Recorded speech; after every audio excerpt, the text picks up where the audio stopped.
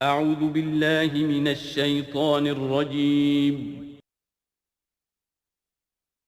بسم اللہ الرحمن الرحیم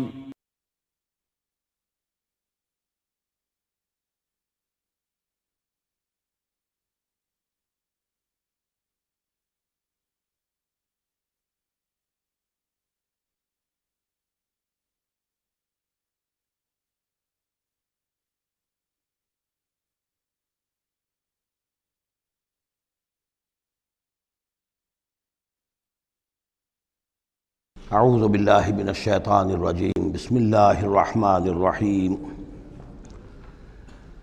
قل لا اقول لکم عندی خزائن اللہ ولا اعلم الغیب ولا اقول لکم انی ملک ان اتبع الا ما یوحی الی قل هل یستوی الاعمی والبصیر افلا تتفکرون صدق اللہ العظیم۔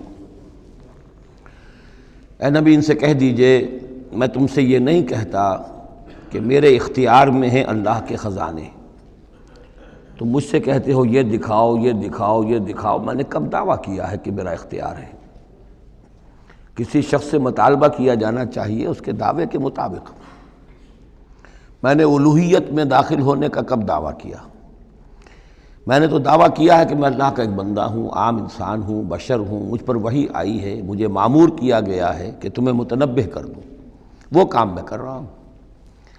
لا اقول لکم عندی خزائن اللہ، میں تو نہیں کہتا کہ میرے پاس کوئی اللہ کے خزانے ہیں، میرے اختیار میں ہیں۔ ولا اعلم الغیب، نہ میں نے یہ دعویٰ کیا ہے کہ غیب کا علم مجھے حاصل ہے۔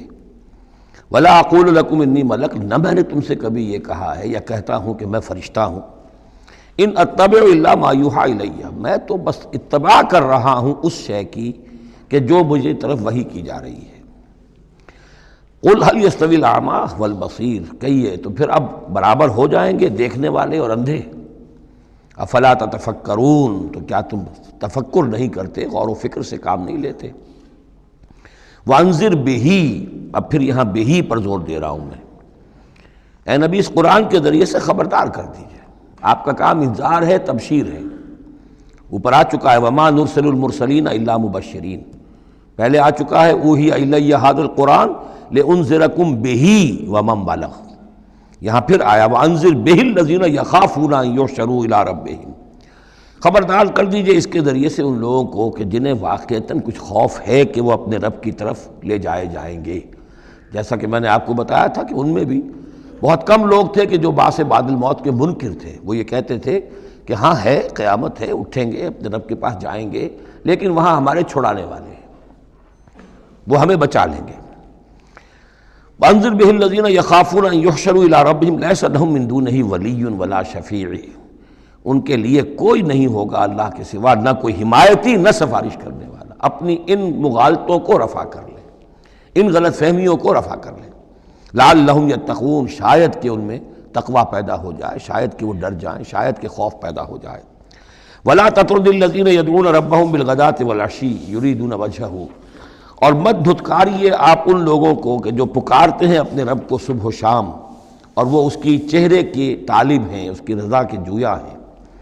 یہ اصل میں اشارہ ہو رہا ہے کہ تمام رسولوں کے ساتھ یہ معاملہ ہوا، خاص طور پر حضرت نوح کے ساتھ بھی، کہ جو بڑے بڑے سرداران ہوتے تھے قوم کے، وہ کہتے تھے کہ اے نوح ہم تو تمہارے پاس آنا چاہتے ہیں، سمجھنا چاہتے ہیں بات کیا ہے، لیکن ہم دیکھتے ہیں جب بھی آئیں تمہارے پاس، تمہاری محفل میں بیٹھے ہوتے ہیں ہمارے کمی کاری ملازم گھٹیا لوگ، اب ہماری شایان شان نہیں ہے کہ ہم ان کے ساتھ بیٹھیں۔ یہی بات حضور سے کہتے تھے کہ آپ آتے ہیں آپ کے پاس بات سمجھنے کے لیے، یہ آپ کے گرد جو جمگھٹا لگا رہتا ہے، یہ ہمارے غلام لوگ ہیں، یہ ہمارے جو ہے معاشرے کے پست طبقات ہیں، یہ آپ کے آس پاس ہوتے ہیں، تو پھر ہمارے شایان شان یہ نہیں ہے کہ ہم ان کی موجودگی میں آپ سے بات کریں۔ اس پر جواب دیا جا رہا ہے اے نبی آپ ان کی باتوں سے کوئی اثر نہ لیں، آپ خام خواہ اپنے ان ساتھیوں کو، چاہے وہ غریب ہیں چاہے وہ پست طبقات سے ہیں، لیکن ان کی شان یہ ہے کہ وہ صبح و شام اللہ کو پکارتے ہیں، اللہ سے دعا کرتے ہیں، مناجات کرتے ہیں، تسبیح و تحمید کرتے ہیں، اور وہ اس کے چہرے، اس کے روح انور کے طالب ہیں، وہ اس کی رضا چاہتے ہیں، اس کی خوشی چاہتے ہیں۔ انہوں نے اپنی زندگی جو ہے من یشری نفسہ ابتغاء مرضات اللہ، یہ تو وہ لوگ ہیں جنہوں نے اپنی جانیں جو ہے اللہ کی رضا جوئی کے لیے، اللہ کی رضا حاصل کرنے کے لیے تج دی ہیں۔ ما علیک من حسابہم من شیء، آپ کے ذمے ان کے حساب میں سے کچھ نہیں ہے۔ وما من حسابک علیہم من شیء، اور نہ آپ کا ان کے اوپر آپ کے حساب میں سے کچھ ہے، یعنی یہ کہ یہ تو ہر شخص کو اپنی کمائی کرنی ہے، آپ کے ذمہ آپ کا فرض ہے، آپ کرتے جائیے، جو آپ کے پاس آ رہے ہیں ان کا حساب بھی اللہ لے لے گا، جو آپ کے پاس نہیں آتے ان کا حساب بھی لے لے گا، ہر ایک کو اس کے طرز عمل کے مطابق وہ بدلہ دے دے گا۔ نہ آپ ان کی طرف سے جواب دہ ہیں، نہ یہ آپ کی طرف سے جواب دہ ہیں۔ فَتَطْرُدَهُمْ، تو اگر خدا نہ خواستہ بالفرض آپ ان کے دباؤ میں آ کر اگر انہیں دور کر دیں، اپنے سے دھتکار دیں، فَتَكُونَ مِنَ الظَّالِمِينَ، تو آپ ظالموں میں سے ہو جائیں گے۔ وَكَذَلِكَ فَتَنَّا بَعْضَهُمْ بِبَعْضٍ، اور اسی طرح ہم نے بعض کو بعض کے ذریعے سے آزمایا ہے۔ حق کہہ رہا ہے ایک شخص لیکن ہے مفلس، اب وہ دولت مند جو ہے وہ مسکرائے گا، اس کو دیکھو یہ مجھے سمجھانے آیا ہے، اس کے کپڑے پھٹے ہوئے ہیں، جوتیاں پٹخارتا وہ آ گیا مجھے سمجھانے کے لیے، اپنی حیثیت کو نہیں پہچانتا۔ حالانکہ دیکھنا یہ چاہیے کہ جو بات وہ کہہ رہا ہے صحیح ہے یا غلط۔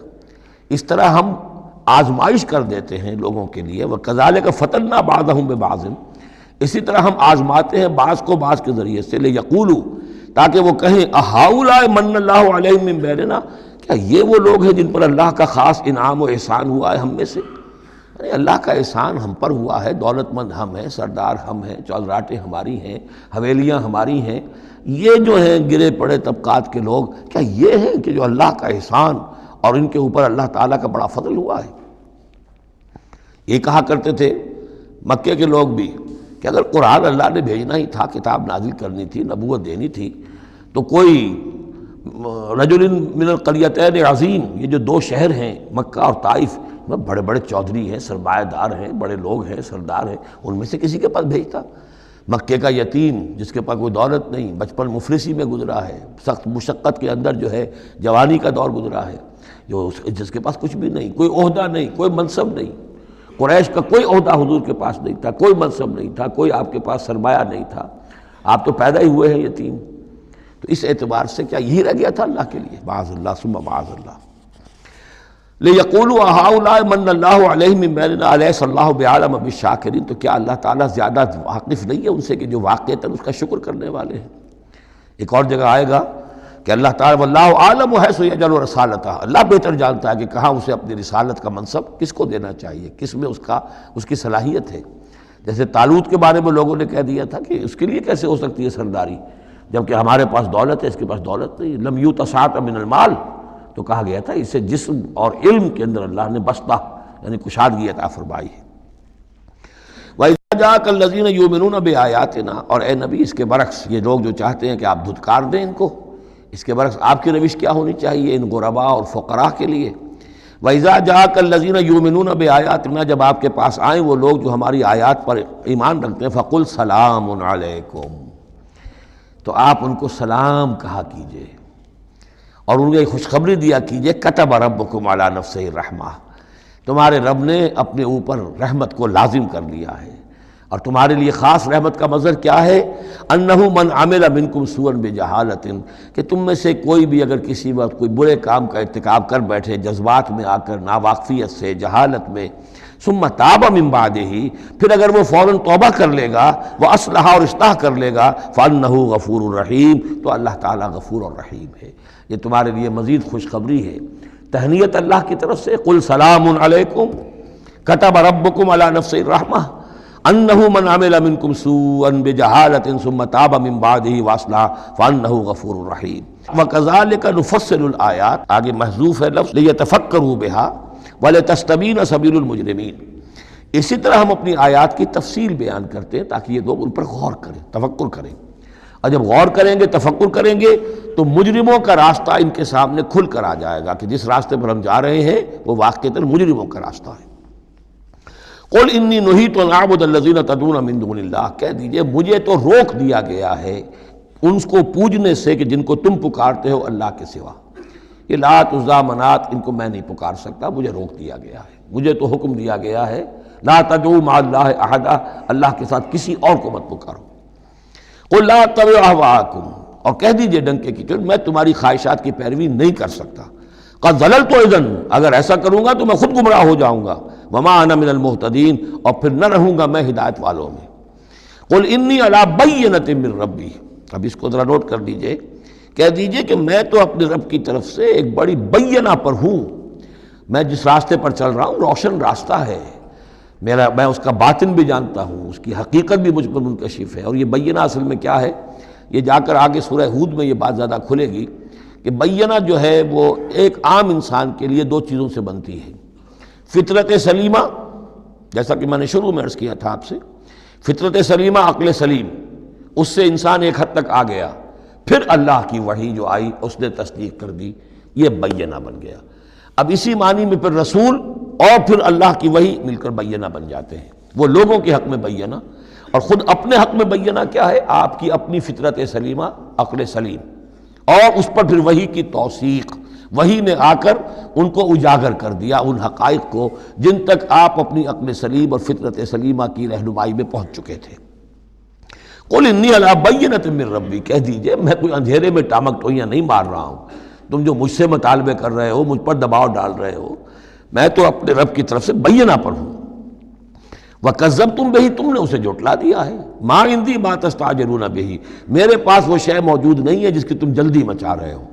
وہ جلدی مچاتے تھے، لے آئیے عذاب، بہت سن چکے ہم، کان پک گئے سن سن کر ہمارے، عذاب آئے گا، عذاب آئے گا، عذاب، کہاں ہے وہ عذاب، کہاں رکا ہوا ہے، 10 برس ہو گئے، میرے پاس نہیں ہے، میرے اختیار میں نہیں ہے۔ وہ عذاب بھی آئے گا، اللہ کے فیصلے سے آئے گا، جب وہ چاہے گا آئے گا۔ ما عندی ما تستعجلون بھی، جس چیز کی تم جلدی مچا رہے ہو وہ میرے اختیار میں نہیں ہے۔ ان الحکم الا للہ، فیصلے کا اختیار کلیتاً اللہ کے ہاتھ میں ہے۔ یقص الحق، وہ حق بات بیان کر دیتا ہے، وہو خیر الفاصلین، اور وہ سب سے اچھا فیصلہ کرنے والا ہے۔ قل لو ان عندی ما تستعجلون بہ، اب اس میں وہ تلخی جو ہے وہ ظاہر ہو رہی ہے کہ تم جو تنگ آ گئے ہو میری باتیں سن سن کر، میرے اندر بھی تمہاری جانب سے بیزاری پیدا ہو چکی ہے۔ قل لو ان عندی ما تستعجلون بہ، کہہ دیجئے اگر میرے ہاتھ میں ہوتا، میرے اختیار میں ہوتا، میرے پاس ہوتا جس کی تم جلدی مچا رہے ہو، لقضی الامر بینی و بینکم، تو میرے اور تمہارے مابین کبھی کا فیصلہ طے ہو چکا ہوتا، میں تمہیں ابھی مزید مہلت نہ دیتا۔ تم اگر تمہارے کان پک گئے تو میں بھی تنگ آ چکا ہوں، میرے بھی اب جو ہے صبر کا پیمانہ جو ہے وہ ایک حد کو پہنچ چکا ہے۔ لقضی الامر بینی و بینکم، میرے اور تمہارے مابین کبھی کا فیصلہ چکا دیا گیا ہوتا۔ واللہ اعلم بالظالمین، اللہ خوب واقف ہے ظالموں سے۔ وَعِندَهُ مَفَاتِحُ الْغَیب، اسی کے پاس ہے خزانے غیب کے۔ یہ مفاتح جو یہاں جمع آیا ہے تو مفتاح کہتے ہیں کنجی کو، اس کی جمع بھی ہے، اور مفتاح کہتے ہیں اس کو جس سے کھولا گیا، یعنی خزانہ۔ یہاں پر مفتاح کی جمع ہے یا مفاتح۔ وَعِندَهُ مَفَاتِحُ الْغَیب، اسی کے پاس غیب کے سارے خزانے ہیں، لا يعلمها الا هو، کوئی جانتا ہی نہیں ان کو سوائے اس کے۔ وَيَعْلَمُ مَا فِي الْبَرِّ وَالْبَحْرِ، اور وہ تو جانتا ہے جو کچھ خشکی میں ہے اور جو کچھ سمندر میں ہے۔ وَمَا تَسْقُطُ مِنْ وَرَقَةٍ إِلَّا يَعْلَمُهَا، اور نہیں گرتا کوئی ایک پتا بھی کسی درخت سے مگر اللہ کے علم میں ہوتا ہے۔ وَلَا حَبَّةٍ فِي ظُلُمَاتِ الْأَرْضِ وَلَا رَطْبٍ وَلَا يَابِسٍ، نہیں گرتا کوئی دانہ نہ زمین کی تاریکیوں میں، وہ دانہ گھستا ہے زمین کے اندر بیج کی شکل میں، ولا رطبن، نہ کوئی ہری چیز تر و تازہ، ولا یابس، نہ سوکھی چیز، الا فی کتاب مبین، ایک کتاب مبین میں سب کی سب موجود ہے۔ یہ کتاب مبین اللہ کا علم قدیم ہے، اللہ کا علم قدیم جس میں کہ ہر شے موجود ہے، ما کان و ما یکون، آن واحد کی طرح۔ وَهُوَ الَّذِي يَتَوَفَّاكُم بِاللَّيْلِ، اب یہ لفظ یہاں پر آ گیا ہے، وہ جو قادیانیوں کے ساری خباثت کا توڑ جو ہے، وہ جو میں نے وضاحت آپ کو بیان کی تھی کہ وفا یوفی یتوفا، اب یہاں آ گیا وَهُوَ الَّذِي يَتَوَفَّاكُم بِاللَّيْلِ، وہی ہے جو تمہیں وفات دیتا ہے رات کے وقت۔ کیا وفات دیتا ہے؟ کیا انسان مر جاتا؟ نہیں، جان تو رہتی ہے، شعور نہیں رہتا۔ میں نے کہا تھا 3 چیزیں ہیں، جسم ہے، جان ہے، جان میں شعور ہے۔ بڑا پیارا ایک شعر ہے فارسی کا، جان نہاں در جسم او در جان نہاں، جسم کے اندر تو پنہا ہے جان، جان میں وہ پنہا ہے۔ 3 چیزیں ہو گئیں۔ یہاں اس شعر میں وہ سے مراد کچھ اور ہے، اس وقت میں اس پر نہیں جاؤں گا، لیکن 3 چیزیں سمجھ لیجئے۔ جان نہاں در جسم، جسم کے اندر جان پنہا ہے، او در جان نہاں، وہ جان میں نہاں ہے، اے نہاں اندر نہاں اے جانے جان۔ یہ پھر کسی اور جگہ پر پڑھیں گے اس شعر کو انشاءاللہ۔ اب سمجھ لیجئے، ایک جسم ہے، جسم میں جان ہے، جان میں شعور ہے، اصل شے تو شعور ہے، لہذا نیند میں صرف شعور لے گئے، موت ہوئی تو شعور بھی لے گئے، جان بھی لے گئے، اور عیسیٰ کو لے گئے، شعور بھی لے گئے، جان بھی لے گئے، جسم بھی لے گئے۔ تو توفع جو ہے کل کا کل پورے طور پر ہوا ہے حضرت عیسیٰ علیہ السلام کا۔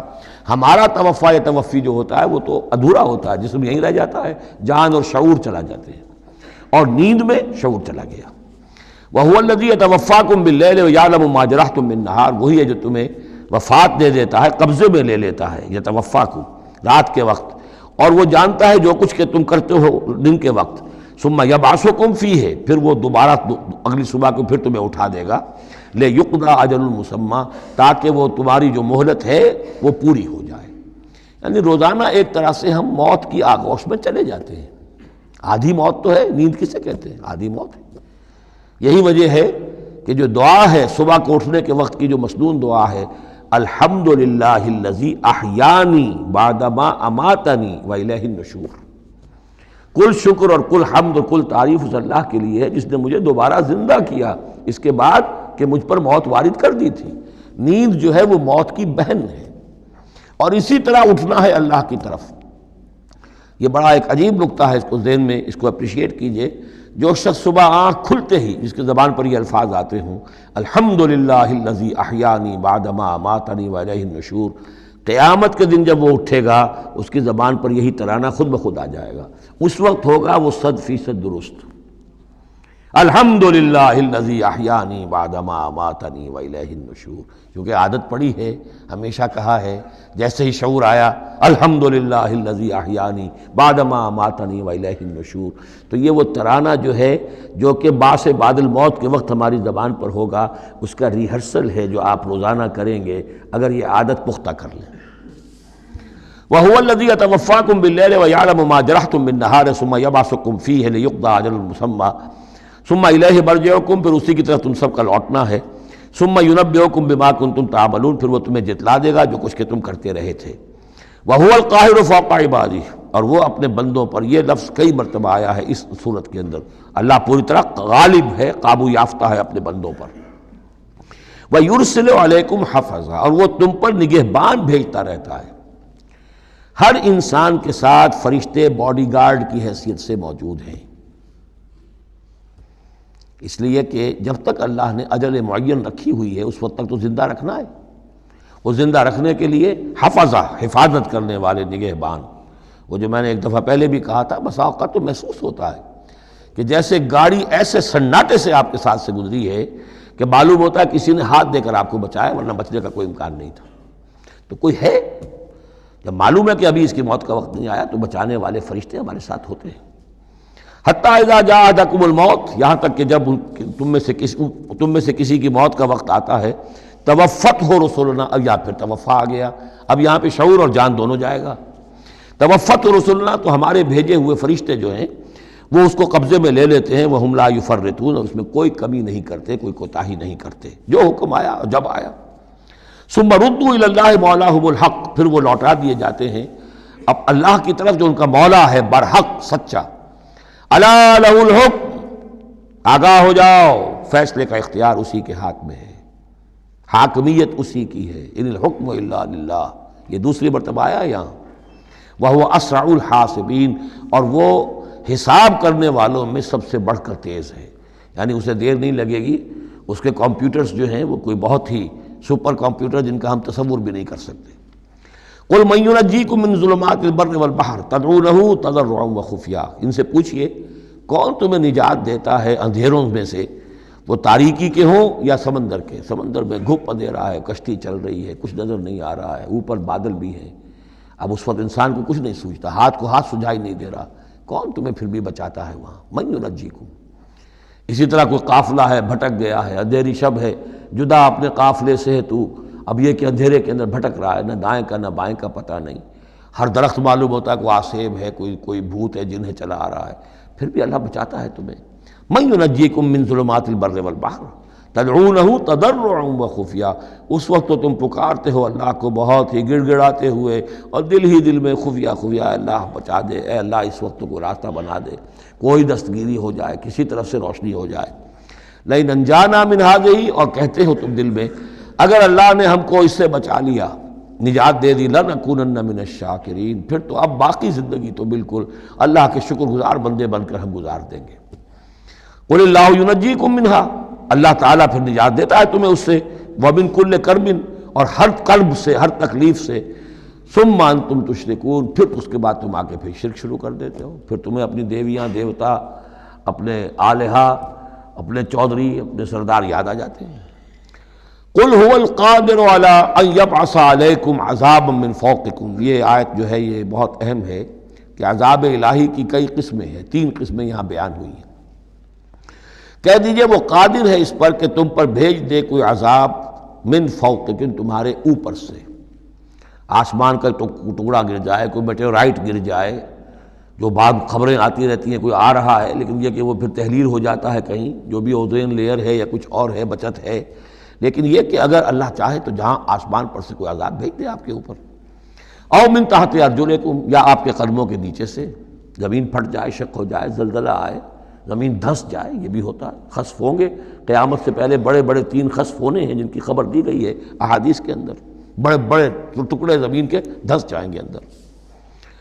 قل هو القادر على ان يبعث عليكم عذابا من فوقكم او من تحت ارجلكم، یہ 2 شکلیں ہو گئی، اوپر سے یا قدموں کے نیچے سے، او يلبسكم شيعا، یا تمہیں گروہوں میں تقسیم کر دے، ويذيق بعضكم باس بعض، اور ایک کی طاقت کا مزہ دوسرے کو چکھائے۔ اب لڑو آپس میں، پرانے اور نئے سندھی لڑو آپس میں، پنجابی اور اردو بولنے والے لڑو، اور بلوچ اور پختون لڑو، مارو ایک دوسرے کو۔ اللہ تعالیٰ کو نہ آسمان کو تکلیف دینے کی ضرورت کہ اس کا کوئی ٹکڑا گرائے، نہ زمین کو کوئی مشقت دینے کی کہ وہ پھٹے، کوئی ضرورت نہیں، آپس میں تقسیم ہو جاؤ گے، گروہ بندی ہو جائے گی، شیعہ سنی کو مارے اور سنی شیعہ کو مارے۔ یہ جو ہے یہ عذاب الہی کی بدترین شکل ہے جو آج مسلمانان پاکستان پر مسلط ہے۔ وہ کبھی ایک قوم ہوتے تھے، ہندو کا جب مقابلہ تھا ایک قوم تھے، اور اب وہ قوم جو ہے قومیتوں میں، عصبیتوں میں تحلیل ہو چکی۔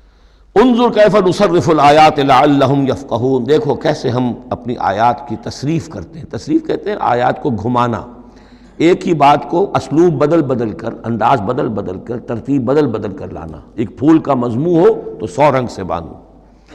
وَكَذَّبَ بِهِ قَوْمُكَ وَهُوَ الْحَقُّ، اور اے نبی آپ کی قوم نے اسے جھٹلا دیا، بہی مراد قرآن، یعنی میں نے عرض کیا کہ اس صورت کا یہ عمود، حصی معجزہ کوئی نہیں دکھائیں گے، اصل معجزہ محمد کا یہ قرآن ہے صلی اللہ علیہ وسلم، اسی لیے بہی بہی بہی اس کی تکرار اس میں کثرت سے ملے گی۔ وَكَذَّبَ بِهِ قَوْمُكَ وَهُوَ الْحَقُّ، یہ قرآن الحق ہے، لیکن اے نبی آپ کی قوم نے اس کو جھٹلا دیا ہے۔ قُلْ لَسْتُ عَلَيْكُمْ بِوَكِيلٍ، ان سے کہہ دیجئے میں اب تمہارا ذمہ دار نہیں ہوں، اب میں نہیں کہہ سکتا کہ کب اللہ کے عذاب کا بند جو ہے وہ کھل جائے اور تمہارے اوپر وہ عذاب ہلاکت جو ہے وہ آ جائے۔ لِكُلِّ نَبَوْ مُسْتَقَرٌ، كُلِّ نَبَإٍ مُسْتَقَرٌ، ہر خبر، ہر بڑی بات کے لیے وقت معین ہے، فَسَوْفَ تَعْلَمُونَ، میں نہیں کہہ سکتا، جیسے کہ سورہ انبیاء میں فرمایا وَإِنْ أَدْرِيَ قَرِيبٌ أَمْ بَعِيدٌ مَا تُوعَدُونَ، میں یہ نہیں جانتا کہ جس کی تمہیں دھمکی دی جا رہی ہے وہ قریب آ چکا یا دور ہے، ٹائم ٹیبل اللہ کے علم میں ہے، لیکن یہ میں جانتا ہوں کہ اگر تمہاری روش یہی رہی تو عذاب آ کر رہے گا۔ بسوف تعلمون، اور عنقریب تمہیں معلوم ہو جائے گا۔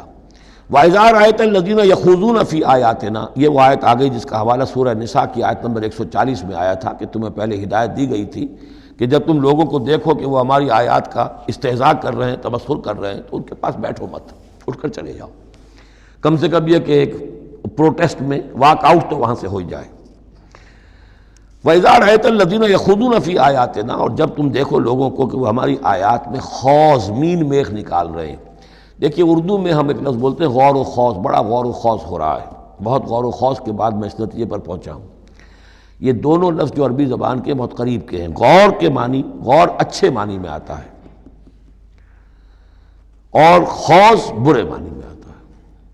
صحیح چھان پھٹک کرنا اور غور کرنا، اس کے ما لہو ما علیہ، فار کیا ہے، اگینسٹ کیا ہے، یہ مثبت انداز میں یہ ہے غور۔ خوض ہے مین میخ نکالنا، اس کے اندر جو ہے بال کی کھال خام خواہ کو اتارنا، یہ کوشش ہے، یہ خوض ہے۔ وَإِذَا رَأَيْتَ الَّذِينَ يَخُوضُونَ فِي آيَاتِنَا، جبکہ وہ ہماری آیات میں اس طریقے کا معاملہ کر رہے ہوں، تو جب تم دیکھو فاعرض عنہم، تو ان سے کنارہ کرو، حتی یخوضوا فی حدیث غیرہ، یہاں تک کہ پھر وہ کسی اور بات میں لگ جائیں، کسی اور مذاق میں، ٹھٹے میں، پھر تم ان کے پاس جا سکتے ہو۔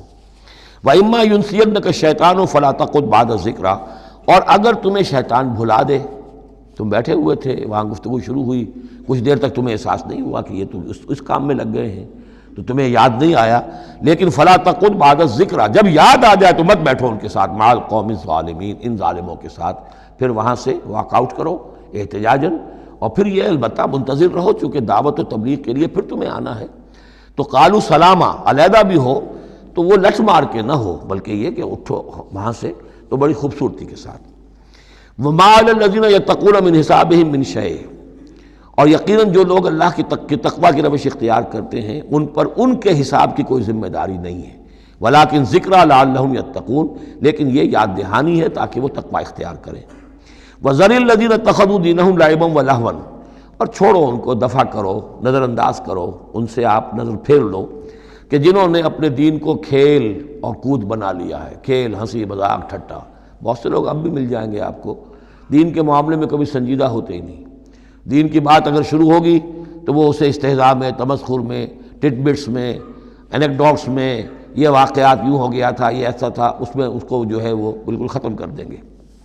وَذَرِ الَّذِينَ اتَّخَذُوا دِينَهُمْ لَعِبًا وَلَهْوًا وَغَرَّتْهُمُ الْحَيَاةُ الدُّنْيَا، اور ان کو تو اصل میں دھوکے میں مبتلا کر دیا ہے دنیا کی زندگی نے، ساری توجہات ادھر ہیں، بھاگ دوڑ اس کے لیے ہے، زیادہ سے زیادہ کمانا ہے، مال جمع کرنا ہے، حلال سے ہو حرام سے ہو، ساز و سامان کی فکر پڑی ہوئی ہے۔ وَذَكِّرْ بِهِ، اب پھر بہی کو نوٹ کیجئے، تذکیر کیجئے اس کے قرآن کے ذریعے سے تذکیر کیجئے، جیسے کہ سورہ قاف کی آخری آیت ہے فَذَكِّرْ بِالْقُرْآنِ مَنْ يَخَافُ وَعِيدٍ، قرآن کے ذریعے سے تذکیر کیجئے اس شخص کو کہ جس کے اندر کچھ خوف ہے اللہ کے وعدے کا اور اللہ کی وعید کا۔ تو یہاں بھی آیا کہ آپ ان کو چھوڑیے، وَذَكِّرْ بِهِ أَن تُبْصَرَ نَفْسٌ بِمَا كَسَبَتْ، اس قرآن کے ذریعے سے انہیں تذکیر کرائیے، یاد دہانی کرائیے کہ مبادا کوئی شخص گرفتار ہو جائے اپنے کرتوتوں کے عوض، وہ وقت نہ آ جائے کہ تم اپنی رنگ رلیوں اور کرتوتوں کے عوض رہن رکھے جاؤ، گرفتار ہو جاؤ۔ لیس لہا من دون اللہ ولی ولا شفیع، پھر اس کے لیے اللہ کے سوا کوئی نہیں ہوگا، یا اللہ کے مقابلے میں اللہ سے بچانے والا کوئی نہیں ہوگا، نہ کوئی ولی اور نہ شفیع۔ دیکھیں دوسری مرتبہ کیٹیگوریکل ڈینائل شفیع کی آیت الکرسی کے ضمن میں میں عرض کر چکا ہوں، بیشتر مقامات پر قرآن مجید میں کیٹیگوریکل ڈینائل ہے، کوئی شفاعت نہیں۔ البتہ ہے ایک شفاعت کا، ایک شفاعت حقہ کی ایک حیثیت ہے، اس کو سمجھنے کی ضرورت ہے، اس کی شرائط ہے، اس کی لیمٹس ہیں۔ اگر ان شرائط اور لیمٹ سے آزاد کر دیں گے تو پھر یہ ہے کہ وہ شفاعت کا جو تصور ہے ایمان بالآخرت کی نفی کر دے گا، پھر کوئی فائدہ ہی نہیں، ڈر کا آئے گا۔ جب چھڑوانے والے ہیں جو چاہو کرو، جو بھی کچھ ہیں، لیکن تیرے محبوب کی امت میں ہے، شرابی ہیں، زانی ہیں، بدماش ہیں، چور ہیں، ڈاکو ہیں، حرام خور ہیں، غبن کرتے ہیں، جو بھی کچھ ہے، لیکن تیرے محبوب کی امت میں ہے، تو اگر تو اسی پر کوئی معاملہ طے ہونا ہے تو خام خواہ کاہے کو آدمی ہاتھ روکے، بابر بعیش کوش کے عالم دوبارہ نیست، پھر تو جو عیش کر سکتے ہو کرو، جہاں آج پڑتا ہے کیوں روکتے ہو؟ تو سیدھی سیدھی بات ہے۔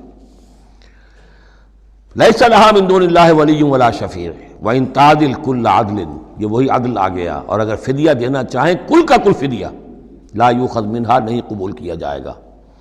واتقوا یوما لا تجزی نفس عن نفس شیئا ولا يقبل منها شفاعۃ ولا یؤخذ منها عدل ولا هم ينصرون، جو یہ 2 مرتبہ سورہ بقرہ میں آ چکا ہے۔ اولئک الذین ابسلوا بما کسبوا، یہ لوگ تو اب گرفتار ہو چکے ہیں اپنی کرتوتوں کے عوض، اب یہ رہن ہے۔ لہم شراب من حمیم، ان کے لیے تو ہے پینے کے لیے تو کھولتا ہوا پانی، وعذاب علیم بما کانوا یکفرون، اور دردناک عذاب ہوگا ان کے کفر کی پاداش میں۔ قل اندعو من دون اللہ ما لا ینفعنا ولا یضرنا، اے نبی ان سے کہیے کیا ہم پکاریں اللہ کو چھوڑ کر ان چیزوں کو جو نہ ہمیں نفع پہنچا سکتی ہے نہ نقصان؟ یہ بت کیا نفع پہنچائیں گے تمہیں، کیا نقصان پہنچائیں گے؟ خود اپنی حفاظت کر نہیں سکتے، اپنی مکھیاں اڑا نہیں سکتے، ان کو پکارتے ہو، ان کے سامنے سجدے کرتے ہو، ان کو متھے ٹیکتے ہو۔ اندعو من دون اللہ ما لا ینفعنا ولا یضرنا، خیر بت کی بات تو ہو گئی بہت ہی واضح، باقی بھی اس کائنات کے اندر کوئی کسی کے لیے نہ خیر کے پر قدرت رکھتا ہے نہ شر پر، الا باللہ۔ لا حول ولا قوت الا باللہ، یہ یقین ہو جائے تب توحید مکمل ہوگی۔ پھر کس کے سامنے آدمی سر جھکائے خامخواہ، کس کے آگے اپنی عزت نفس پیش کرے، اس کا دھیلا کرے؟ کسی کے ہاتھ میں اختیار ہے ہی نہیں۔ لا حول ولا قوت الا باللہ۔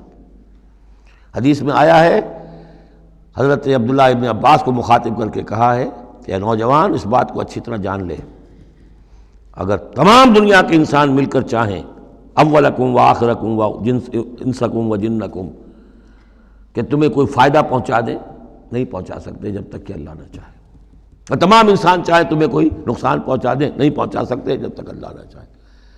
تو پھر یک درگیر و محکم گیر پکارو اللہ کو، کسی اور کو پکارنے کا، کسی اور سے سوال کرنے کا، کسی اور سے ڈرنے کا، کسی اور سے التجائیں کرنے کا، کسی اور کا استغاثہ کرنے کا، دہائی دینے کا کیا فائدہ؟ قُلْ أَنَدْعُو مِن دُونِ اللَّهِ مَا لَا يَنفَعُنَا وَلَا يَضُرُّنَا وَنُرَدُّ عَلَىٰ أَعْقَابِنَا، اور ہم جو ہے اپنی ایڑیوں کے بل لوٹا دیے جائیں، بعد اذ ہدانا اللہ، جبکہ ہمیں تو اللہ نے ہدایت دے دی ہے۔ کالذی استہوتہ الشیاطین فی الارض حیران، کیا اس طرح کے آدمی ہم بن جائیں کہ جن کو شیاطین نے، جنوں نے کسی جنگل میں، بیابان میں اس کی مت مار دی ہو، راستہ بھلا دیا ہو، اب اسے کچھ نظر نہیں آ رہا۔ لہو اصحاب یدعونہ الی الہدی ائتنا، ہیں اس کے ساتھی جو اس کو پکار رہے ہیں کہ آؤ ہماری طرف، ہدایت کی طرف آؤ، ہمارے پاس آؤ۔ قل ان ھدی اللہ ھو الھدی، یہ نقشہ کھینچ دیا گیا ہے جماعتی زندگی کی کتنی برکت ہے۔ آپ اکیلے ہو، کہیں بھٹک گئے ہو، تو پھر یہ کہ آپ کے لیے سیدھے راستے پر آنا بہت مشکل ہو جائے گا۔ جماعتی زندگی ہے، ساتھی ہیں، جس کو کہا ہے سورہ توبہ میں کونوا مع الصادقین، معیت اختیار کرو، رہو ساتھ سچوں کے۔ کسی وقت ہوتا ہے انسان کو کوئی ایسی آزمائش پیش آ گئی ہے، اس کا دماغ چکرا گیا ہے، گھوم گیا ہے، نہیں سمجھ میں آ رہا، راستہ نہیں نکل رہا، مشکل بڑی آ گئی ہے، ایک طرف حرام ہے، لیکن یہ ہے کہ دباؤ کو بہت پڑ رہا ہے، گھر والوں کا پڑ رہا ہے، بچوں کا پڑ رہا ہے، بیوی کا پڑ رہا ہے، راستہ غلط ہے۔ اس میں یہ ہے کہ ایسے وقت میں بسا اوقات پھر اگر رفقا ہیں، ساتھی ہیں، آپ کے کامریڈس ہیں، آپ کے کولیگز ہیں، اس کے ساتھ وہ پکارتے ہیں، ساتھ ہاتھ جو ہے آپ کا تھام کر آپ کو سہارا دیتے ہیں۔ قل ان ھدی اللہ ھو الھدی، یقیناً ہدایت کہہ دیجئے اللہ ہی کی ہدایت اصل ہدایت ہے۔ وَأُمِرْنَا لِنُسْلِمَ لِرَبِّ الْعَالَمِينَ، اور ہمیں تو حکم یہ ہوا ہے کہ ہم تمام جہانوں کے پروردگار کی تابع داری اختیار کریں اور فرما برداری اختیار کریں۔ وَنَقِيمُ الصَّلَاةَ وَاتَّقُوهُ، اور یہ کہ نماز قائم کرو اور اس کا اللہ کا تقوی اختیار کرو۔ وَهُوَ الَّذِي إِلَيْهِ تُحْشَرُونَ، اور وہی ہے جس کی طرف کہ تمہیں جمع کر دیا جائے گا۔ وَهُوَ الَّذِي خَلَقَ السَّمَاوَاتِ وَالْأَرْضَ بِالْحَقِّ، اور وہی ہے جس نے آسمان اور زمین بنائے ہیں حق کے ساتھ۔ یہاں حق کے کیا معنی ہے؟ ود اے پرپس، یہ بیکار نہیں ہے۔ ربنا ما خلقت ھذا باطلا، اے رب ہمارے، تو نے یہ سب باطل نہیں بنایا، بیکار نہیں بنایا، بے مقصد نہیں بنایا۔ سورہ آل عمران کی آخری رکوع کی جو وہ دعا ہے، بلکہ باطل کے مقابلے میں کیا؟ حق۔ وَهُوَ الَّذِي خَلَقَ السَّمَاوَاتِ وَالْأَرْضَ بِالْحَقِّ وَيَوْمَ يَقُولُ كُن فَيَكُونُ، اور جس دن وہ کہے گا ہو جا، وہ ہو جائے گا۔ کیا ہو جائے گا؟ جب وہ چاہے گا اس کائنات کو لپیٹ بھی دے گا، اسی نے بنایا ہے حق کے ساتھ، اور اسی کے حکم سے یہ لپٹ جائے گی۔ آگے چل کر آئے گا یوم نطوی السماء کطی السجل للکتب، جس دن کہ ہم تمام خلاؤں کو اور فضاؤں کو اور آسمانوں کو، ان سب کو ایسے لپیٹ دیں گے جیسے کہ تم کتابوں کا تومار لپیٹ لیتے ہو۔ والسماوات مطویات بیمینہ، تمام یہ خلا اور سما یہ سب اللہ کے داہنے ہاتھ میں لپٹے ہوئے ہوں گے۔ قولہ الحق، اس کا فرمانا ہی حق ہے۔ اس کا کیا معنی ہے؟ صرف اس کا کہہ دینا کن، بس، اس سے کسی اور شے کی ضرورت نہیں ہے، کوئی ذریعہ، کوئی میٹر، کوئی انرجی، کچھ نہیں۔ قولہ الحق، اس کا فرمانا ہی برحق ہے، اس کا کہہ دینا ہی برحق ہے۔ کن فیکون، یوم یقول کن فیکون قولہ الحق، وَلَهُ الْمُلْكُ یوم يُنفخ فِي الصُّورِ، اور اسی کے لیے ہوگی بادشاہی اس دن جس دن کے سور میں پھونکا جائے گا۔ اگرچہ حقیقت میں تو بادشاہی اب بھی اسی کی ہے، لیکن ابھی جھوٹے سچے بادشاہ بیٹھے ہوئے ہیں۔ یہ سب جو ہے یہ سب نسیاں منسیہ ہو جائیں گے۔ لمن الملک اليوم للہ الواحد القہار، معلوم یہ کہ اب بھی اگرچہ بادشاہی اسی کی حقیقت میں، لیکن یہ جھوٹے سچے ڈرامے والے خدا جو ہیں کچھ نہ کچھ بیٹھے نظر آتے ہیں بادشاہ۔ وَلَهُ الْمُلْكُ يَوْمَ يُنفَخُ فِي الصُّورِ، عالم الغیب، وہ تمام غیب کا جاننے والا، والشہادہ، اور کھلی باتوں کا جاننے والا، وَهُوَ الْحَكِيمُ الْخَبِيرُ، اور وہ کمال حکمت والا اور ہر شے سے باخبر۔ وَإِذْ قَالَ إِبْرَاهِيمُ لِأَبِيهِ آزَرَ، اب اس میں آپ دیکھیں گے اس سورہ مبارکہ میں حضرت ابراہیم کا ذکر ہے اور پھر ان کی نسل کے بعض انبیاء کرام کا ذکر ہے۔ ایک گلدستہ تو ہم پڑھ آئے ہیں سورہ نساء کے آخر میں، وہاں 13 انبیاء اور رسل کے نام آئے تھے، یہاں اس سے ذرا بڑا گلدستہ آئے گا، یہاں پہ 17 انبیاء اور رسل کے نام آئیں گے، پھر حضرت ابراہیم علیہ السلام کا ذکر یہاں آیا ہے، اور جو جن رسولوں کی قوموں پر ہلاکت کے بارے میں قرآن میں صراحت کے ساتھ مذکور ہے، ان 6 کا ذکر جو ہے سورہ اعراف میں آئے گا۔ حضرت ابراہیم علیہ السلام کی قوم کا کیا حشر ہوا یہ صراحت کے ساتھ قرآن میں مذکور نہیں ہے، جو قوم نوح کے ساتھ، ہود کے ساتھ، قوم صالح کے ساتھ، قوم شعیب کے ساتھ ہوا، تو حضرت ابراہیم علیہ السلام کے معاملے کو علیحدہ نکال لیا ہے وہ سورہ انعام میں، اور باقی جو ہے نوح، ہود، صالح اور شعیب، لوط اور موسیٰ، ان کا ذکر جو ہے وہ آپ کو ملے گا سورہ اعراف میں، اس لیے کہ ان کا معاملہ ایام اللہ کا ہے، تو فذکرہم بایام اللہ، التذکیر بآلاء اللہ اس میں ہے، التذکیر بایام اللہ اس میں ہے، لہذا یہاں حضرت ابراہیم کا ذکر ہے۔ وَإِذْ قَالَ إِبْرَاهِيمُ لِأَبِيهِ آزَرَ أَتَتَّخِذُ أَصْنَامًا آلِهَةً، اور یاد کرو جب کہ کہا ابراہیم نے اپنے باپ آزر سے، کیا تم نے ان بتوں کو اپنا خدا بنا رکھا ہے؟ یہاں جو آزر کا لفظ خاص طور پر آیا ہے میرے نزدیک، یہ اصل میں تورات کی نفی کے لیے، تورات میں تارح نام لکھا گیا ہے، گویا اس کی تصحیح کے لیے، ورنہ یہاں کوئی خاص ضرورت نہیں تھی۔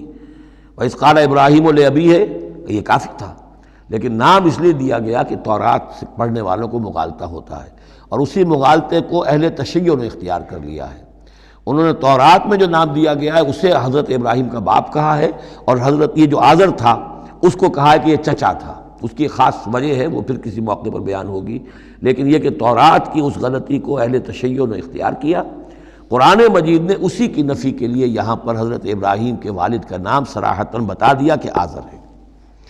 وَإِذْ قَالَ إِبْرَاهِيمُ لِأَبِيهِ آزَرَ، اور یاد کرو جب کہ کہا تھا ابراہیم نے اپنے باپ آزر سے أَتَتَّخِذُ أَصْنَامًا آلِهَةً، کیا آپ نے ان بتوں کو اپنا الہ بنایا ہوا ہے؟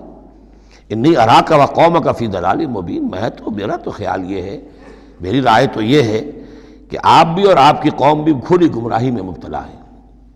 وَكَذَلِكَ نُرِي إِبْرَاهِيمَ مَلَكُوتَ السَّمَاوَاتِ وَالْأَرْضِ، اور اسی طرح ہم دکھانے لگے یا دکھاتے رہے ابراہیم کو آسمانوں اور زمین کے ملکوت۔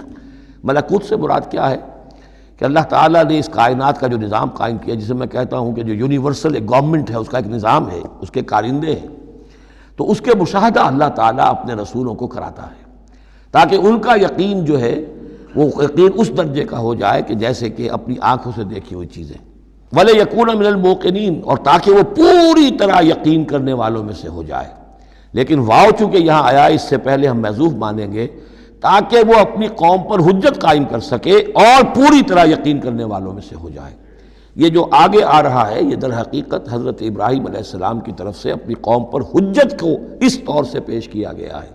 بعض حضرات کے نزدیک یہ ہے کہ یہ حضرت ابراہیم کا اپنا ذہنی ارتقاء ہے کہ واقعتاً انہوں نے سمجھا یہ ستارہ خدا ہے، پھر ڈوب گیا تو کہا کہ نہیں یہ تو ڈوب گیا، پھر چاند کو دیکھا تو چاند خدا ہے، پھر کہا نہیں یہ تو یہ بھی جو ہے غروب ہو گیا، پھر سورج کو کہا، تو یہ بات اصل میں بعض حضرات کی رائے ہے یہ، اور الفاظ سے کچھ متبادر بھی ہوتا ہے، لیکن یہ ہے کہ زیادہ صحیح رائے جس سے کہ آگے آ جائے گا وَتِلْكَ حُجَّتُنَا آتَيْنَاهَا إِبْرَاهِيمَ عَلَىٰ قَوْمِهِ، تو معلوم ہوتا ہے کہ یہ اصل میں حضرت ابراہیم علیہ السلام نے حجت قائم کرنے کے لیے یہ تدریج اختیار کی اپنی قوم کو سمجھانے کے لیے، اور حضرت ابراہیم علیہ السلام اللہ کے نبی تھے، اور نبی کوئی بھی زندگی کے کسی بھی مرحلے پر مشرک نہیں ہوتا، اس کی شریعت، اس کی سرشت اتنی خالص ہوتی ہے، صدیقین مشرک نہیں ہوتے، نبی تو ان سے بھی اونچے درجے کے ہیں، حضرت ابو بکر نے کبھی شرک نہیں کیا، حضرت عثمان نے کبھی شرک نہیں کیا، جو صدیقین ہیں صحابہ میں سے۔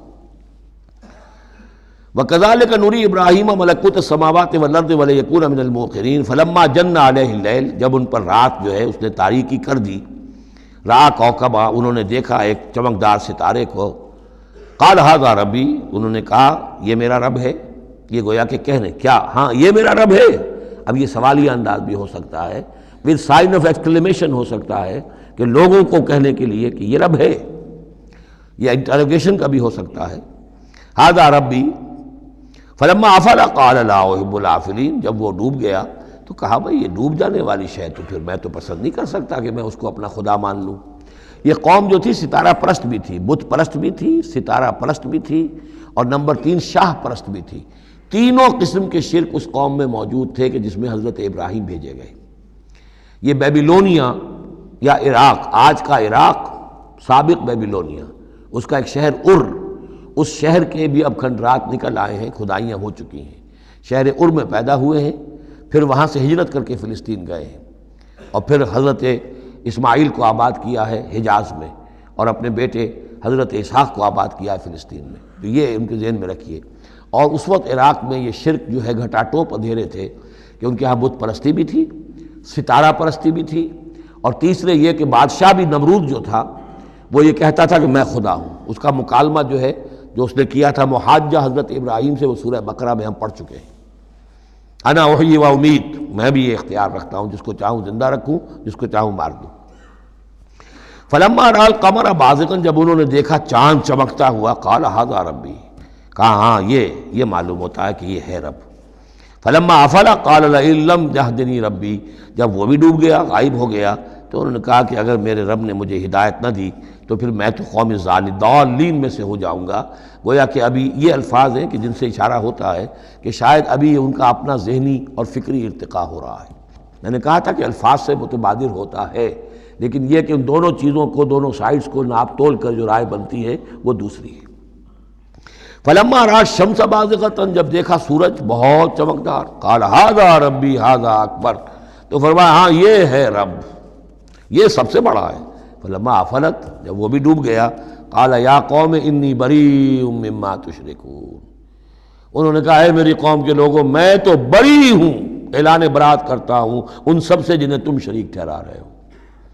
انی وجہت وجہی للذی فطر السماوات والارض حنیفا، میں نے تو اپنا رخ کر لیا ہے، اپنا چہرہ جو ہے ادھر کر لیا ہے اس ہستی کی طرف جس نے آسمانوں اور زمین کو بنایا، یکسو ہو کر، وما انا من المشرکین، اور میں مشرکوں میں سے نہیں ہوں۔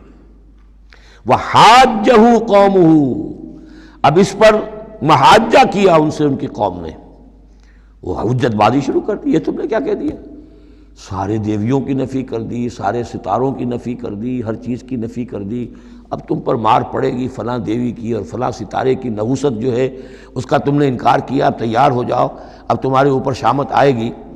قال تحاجونی فی اللہ وقد ہدان، انہوں نے فرمایا مجھ سے محاجہ کر رہے، حجت بازو کر رہے اللہ کے بارے میں، جبکہ اس نے تو مجھے ہدایت دے دی ہے، مجھے تو اللہ نے ہدایت دی ہے۔ ولا اخاف ما تشرکون بہ، اور مجھے کوئی خوف نہیں ان ہستیوں کا جنہیں تم شریک ٹھہرا رہے ہو، مجھے کوئی خوف نہیں۔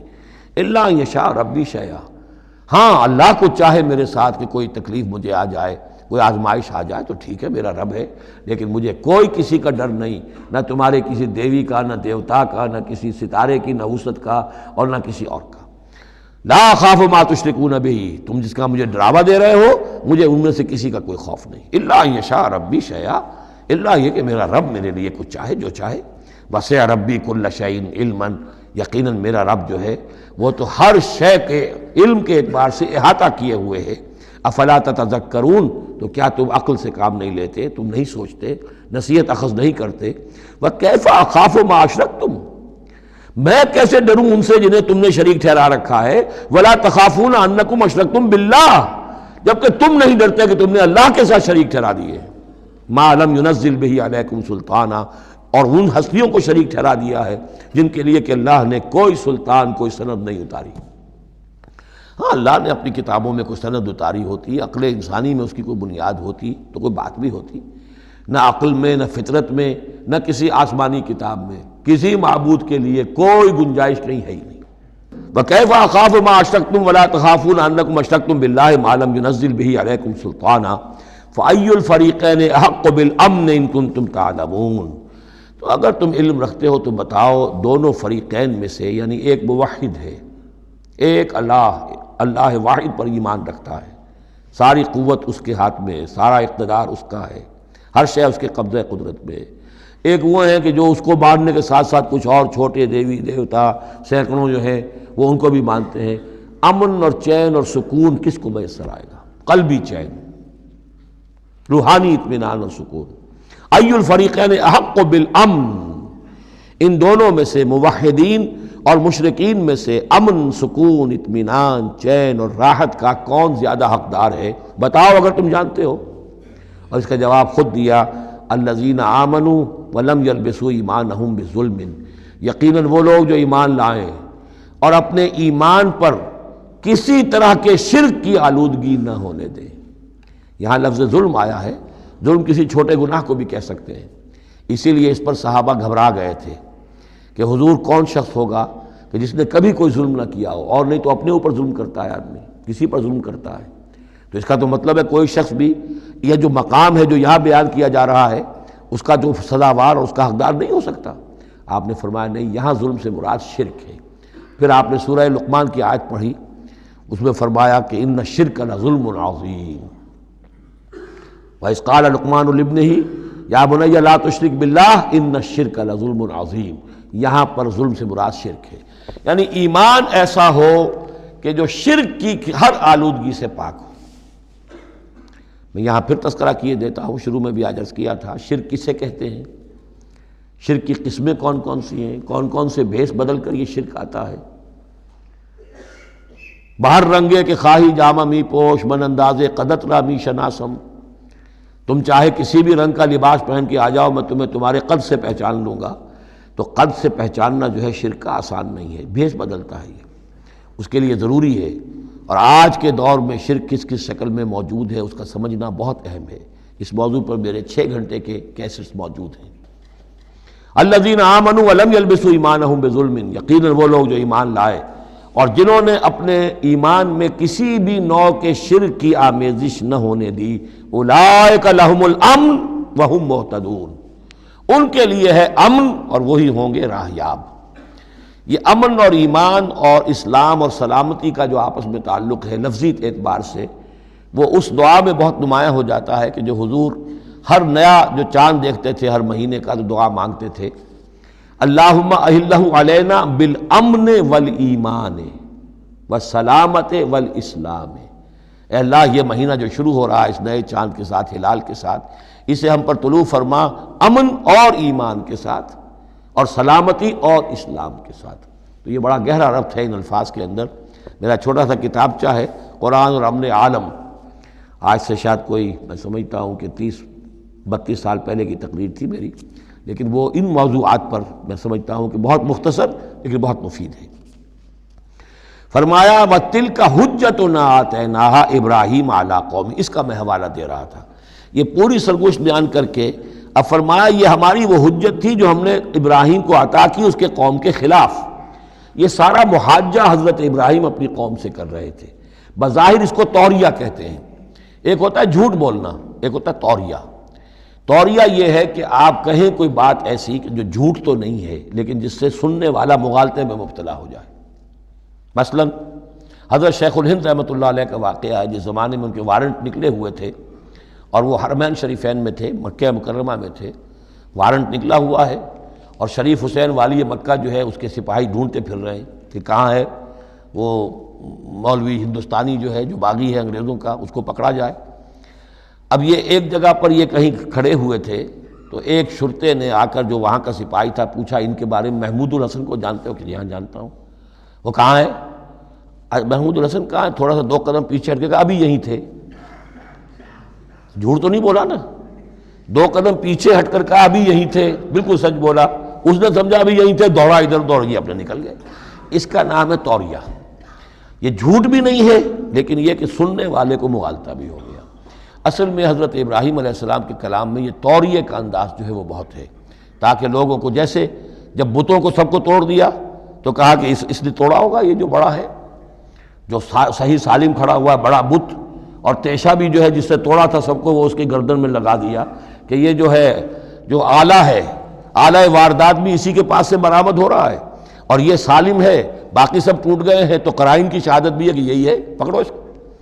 تو یہ ہوتا ہے ان کو سمجھانے کے لیے کہ وہ سوچیں، دروں بینی پر آمادہ ہو جائیں۔ تو یہ ہے میرے نزدیک ان آیات کا محل یہ ہے۔ وَتِلْكَ حُجَّتُنَا آتَيْنَاهَا إِبْرَاهِيمَ عَلَىٰ قَوْمِهِ، اور یہ ہماری وہ دلیل تھی جو ہم نے عطا فرمائی ابراہیم کو اس کی قوم کے خلاف۔ نرفع درجات من نشاء، ہم بلند کرتے ہیں درجے جن کے چاہتے ہیں۔ اب ظاہر بات ہے یہاں کہنے کا مقصد یہ ہم نے ابراہیم کے درجے بہت بلند کیے۔ ان ربک حکیم علیم، یقیناً تیرا رب حکیم اور علیم ہے۔ وَوَهَبْنَا لَهُ اسحاق وَيَعْقُوب، اب وہ گلدستہ شروع ہو رہا ہے، اور ہم نے اسے عطا فرمایا اسحاق جیسا بیٹا، یعقوب جیسا پوتا، کلن ہدینا، سب کو ہم نے ہدایت دی، وَنُوحًا ہدینا من قبل، اور نوح کو ہم نے ہدایت دی تھی ان سے بھی پہلے، ومن ذریتہ، اور ان کی اولاد میں سے، حضرت ابراہیم کی اولاد میں سے، داود و سلیمان و ایوب و یوسف و موسیٰ و ہارون، کیسے کیسے عظیم نبی ہم نے اٹھائے، داود جیسا بادشاہ، سلیمان جیسا بادشاہ، ایوب اور یوسف اور موسیٰ اور ہارون۔ وَكَذَلِكَ نَجْزِي الْمُحْسِنِينَ، اسی طرح ہم بدلہ دیتے ہیں محسنین کو۔ یہ لوگ ظاہر بات ہے کہ ایمان کی اس بلند ترین منزل پر فائز تھے جس کو ہم پڑھا ہے سورہ مائدہ میں کہ ثُمَّ اتَّقَوْا وَأَحْسَنُوا وَاللَّهُ يُحِبُّ الْمُحْسِنِينَ۔ وَزَكَرِيَّا وَيَحْيَا وَعِیسیٰ وَإِلیاس، مزید برآں زکریا جیسے نبی، یحییٰ جیسے نبی، عیسیٰ علیہ السلام، وإلیاس کل من الصالحین، یہ سب کے سب نیک بختوں میں سے تھے۔ وإسماعیل وَالْیسع وَیونس وَلوطا، اور اسماعیل اور الیسع اور یونس اور لوط، وَكُلًّا فَضَّلْنَا عَلَى الْعَالَمِينَ، سب کو ہم نے تمام جہان والوں پر فضیلت دی۔ وَمِنْ آبائِهِمْ، اور ان کے آباء و اجداد میں سے بھی، وذریاتہم، اور ان کی نسلوں میں سے بھی، واخوانہم، اور ان کے بھائیوں میں سے بھی، واجتبیناہم، ہم نے ان کو چن لیا، پسند کر لیا، سلیکٹ کر لیا، وہدیناہم الی صراط مستقیم، اور ہم نے ان کو ہدایت دی سیدھے راستے کی طرف۔ ذالک ھدی اللہ یہدی بہ من یشاء من عبادہ، یہ اللہ کی وہ ہدایت ہے جس کی وہ ہدایت بخشتا ہے جس کو چاہتا ہے اپنے بندوں میں سے۔ وَلَوْ أَشْرَكُوا، اور اگر بالفرض وہ بھی شرک کرتے، لَحَبِطَ عَنْهُمْ مَا كَانُوا يَعْمَلُونَ، ان کے بھی سارے اعمال حبط ہو جاتے۔ شرک اتنی بری شے ہے، اتنے اونچے اونچے مراتب، اتنے اعلیٰ اعلیٰ مقامات، اللہ کی محبوب شخصیتیں، اولو العزم پیغمبر اور یہ عظیم انبیاء، لیکن بالفرض یہ سمجھانے کے لیے، ظاہر بات ہے کوئی امکان نہیں تھا کہ وہ شرک کرتے، لیکن ہمیں سمجھانے کے لیے شرک وہ شے ہے، ان اللہ لا یغفر یشرک بہ ویغفر ما دون ذلک لمن یشاء ولو اشرکوا لحبط عنہم ما کانوا یعملون، اگر وہ شرک کرتے تو ان کے بھی تمام اعمال حبط ہو جاتے۔ اولئک الذین آتیناہم الکتاب والحکم والنبوۃ، یہ وہ لوگ ہیں جن کو ہم نے کتاب دی، اپنی حکمت اور شریعت سے نوازا، نبوت سے سرفراز فرمایا۔ وَإِن يَكْفُرْ بِهَا هَؤُلَاءِ، اور اگر کفران نعمت کریں یہ لوگ اس کی، یہ جو آیات اب اللہ تعالیٰ نے دی ہیں تمہیں اے محمد صلی اللہ علیہ وسلم، اگر یہ لوگ ان آیات کی اب ناشکری کر رہے ہیں، کفران نعمت کر رہے ہیں، اگر وہ ان سے فائدہ نہیں اٹھا رہے، ان کی روشنی سے اپنے دلوں کو منور نہیں کر رہے، فقد وکلنا بہا قوما لیسوا بہا بکافرین، تو ہم نے ایک اور قوم کو تیار کر رکھا اس کام کے لیے کہ وہ اس کی ناقدری نہیں کرے گی، یعنی یہ کہ مدینہ کے انصار انشاءاللہ اس کی قدر کریں گے۔ مکے کے یہ لوگ جو ہیں اگر ناقدری کر رہے ہیں محمد صلی اللہ علیہ وسلم، اور تمہاری باتیں جو ہیں اب تک 10-11 برس ہونے کو آ گئے ہیں، اس کے نتائج جو ہیں بڑے ہی کم سے کم یہ کہ مایوس کن نہیں تو دل شکن ضرور ہے۔ محمد جیسا مبلغ اور رسول اور داعی اور مربی اور مزکی اور معلم، اور 10-12 برس کی جد و جہد میں بمشکل 150 پونے 200 آدمی، پہلے 10 برس میں تو بمشکل 125 آدمی تھا۔ تو یہ ہے کہ اس اعتبار سے فَإِن يَكْفُرْ بِهَا هَؤُلَاءِ، اگر یہ لوگ کفران نعمت کر رہے ہیں ان کا، فقد وکلنا بہا، تو ہم نے کچھ مقرر کر دیے ہیں کچھ اور لوگ، قومن، ایک ایسی قوم، لیسوا بہا بکافرین، جو ان کی شاید ان کی جو اس کی ناشکری نہیں کریں گے۔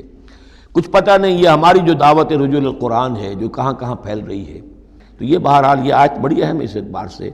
آج کے دور میں خاص طور پر یہ ہے کہ کوئی مایوسی انسان کو ہونی نہیں چاہیے، ہمیں تو پتہ بھی نہیں ہے کہ کہاں کہاں یہ بات پھیل رہی ہے، ممکن ہی نہیں ہے مجھے معلوم ہو کہ میرے کیسٹ کہاں کہاں پہنچ گئے۔ وہ تو جہاں کہیں بھی جاتا ہوں، دیکھتا ہوں، سنتا ہوں، کوئی کہتا ہے میرے پاس 300 کیسٹ آپ کے ہیں، کوئی کو ملتا ہے میرے پاس اتنے کیسٹ آپ کے ہیں، میں سنتا ہوں۔ تو اب یہ دعوت پھیل رہی ہے، اب یہ میں نہیں کہہ سکتا کہ کس جگہ پر یہ جڑ پکڑے زمین کے اندر، اور یہ انقلابی دعوت جو ہے قرآن کی وہ وہاں ایک تناور درخت بنے، ایک تحریک زبردست انقلابی اٹھے۔ فَإِن يَكْفُرْ بِهَا هَؤُلَاءِ فَقَدْ وَكَّلْنَا بِهَا قَوْمًا لَيْسُوا بِهَا بِكَافِرِينَ۔ اگر یہ اس کی ناقدری کر رہے ہیں تو اے نبی آپ آزردہ خاطر نہ ہو، ہم نے ایک اور قوم کو تیار کر لیا ہے کہ وہ اس کی ناقدری نہیں کریں گے۔ اولئک الذین ھدی اللہ فبہداہ مقتدہ، یہ وہ لوگ ہیں جن کو اللہ نے ہدایت دی تھی۔ یہ 17 نام جو اوپر ہم نے پڑھے ہیں، فرمایا کہ اللہ فرما رہا ہے ہم نے انہیں ہدایت دی تھی، فبہداہ مقتدہ، تو آپ بھی ان کی ہدایت کی پیروی کیجئے۔ یہ بہت اہم نقطہ ہے جو یہاں پر نوٹ کر لینے کا ہے کہ جو بھی سابقہ انبیاء کے معاملات کہیں آئیں اور ان کی نفی نہ آئے، وہ چیز گویا کہ ہم مسلمانوں کے لیے بھی وہ چیز جو ہے وہ اس قابل ہے کہ ہم اس کی اتباع کریں، اس کی پیروی کریں، اس کو مانیں۔ چنانچہ اسی اعتبار سے یہ رجم اور قتل مرتد، یہ 2 سزائیں جو ہیں یہ ہمارے ہاں اہل سنت نے اور تمام مسلمانوں نے یہ لی ہے کہ رجم کی سزا قرآن میں نہیں ہے، یہ سابق شریعت کی سزا ہے جس کو حضور نے برقرار رکھا ہے۔ قتل مرتد کا ذکر بھی قرآن مجید میں نہیں ہے، ایک بھی سابق امت کے اندر سابق شریعت کی سزا ہے جس کو برقرار رکھا گیا ہے۔ جب تک کسی شے کی نفی نہ ہو جائے سابق جو بھی شریعت ہے اس وقت تک یہ ہے کہ وہ چیز بھی لاگو رہے گی۔ فرمایا اولئک الذین ھدی اللہ فبہداہ مقتدہ قل لا اسألکم علیہ اجرا، اور کہہ دیجئے کہ میں تم سے اس پر کسی اجر کا طالب نہیں ہوں، میں نے تم سے کوئی محنتانہ کبھی طلب نہیں کیا، تم سے کوئی معاوضہ نہیں مانگا۔ ان ہوا الا ذکریٰ للعالمین، یہ نہیں ہے مگر تمام جہان والوں کے لیے یاد دہانی ہے، نصیحت ہے۔ جو چاہے اس سے کسب فیض کرے، جو چاہے اس سے نور حاصل کرے، جو چاہے اس سے صحیح صراط مستقیم تک کی رہنمائی اخذ کر لے، یہ تو اللہ تعالیٰ کی طرف سے ایک صدقہ جاریہ ہے۔ ان ہوا الا ذکریٰ للعالمین، یاد دہانی اور نصیحت ہے تمام جہان والوں کے لیے۔ بارک اللہ لی ولکم فی القرآن العظیم ونفعنی وإیاکم بالآیات والذکر الحکیم۔